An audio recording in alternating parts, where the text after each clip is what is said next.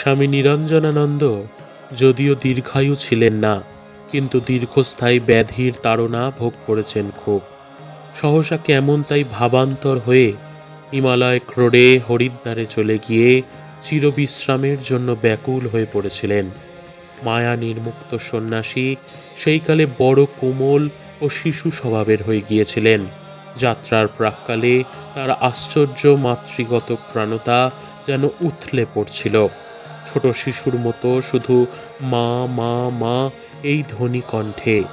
সর্ববিষয়ে মায়ের মুখ চেয়ে অপেক্ষা করা, মায়ের হাতে খাওয়া, মায়ের স্বহস্তে প্রস্তুত খাদ্য মাত্রই গ্রহণ, সব কাজেই মায়ের নির্দেশের অপেক্ষা। দিবানিশি মায়ের চরণ ছায়ায় অবস্থান, যেন সহায় সম্বলহীন নিরাশ্রয় শিশুটি। শ্রী শ্রী মাই তখন নিরঞ্জনানন্দের ধ্যান জ্ঞান সাধন সাধ্য।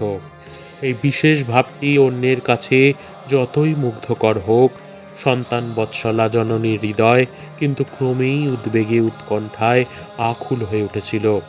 মা হয়তো বা বুঝতে পারছিলেন ঐহিকভাবে সন্তানের সঙ্গে বিচ্ছেদ অতি আসন্ন। অবশেষে একদিন সত্য সত্যই সন্তান মাতৃচরণে প্রণতি জানিয়ে বিদায় প্রার্থনা করে বসলেন। অবোধ শিশুর মতো নিরঞ্জনানন্দ মায়ের চরণ দুখানি উপরে লুটিয়ে পড়ে আকুল ক্রন্দনে ভেঙে পড়েন তখন। আবার আবদারও ধরলেন যেন মা সদা সর্বদা অনুক্ষণ তার সঙ্গে সঙ্গে থাকেন, এক ক্ষণের জন্য তিনি চরণ ছাড়া না করেন। শ্রী শ্রী মাও অগত্যা ছলছল নেত্রে অঙ্গীকার না জানিয়ে পারেননি। জননীর আশীর্বাদ ও সম্মতি লাভ করে নিরঞ্জনানন্দ হরিদ্বার যাত্রা করেন। সেটাই ছিল তার শেষ যাত্রা।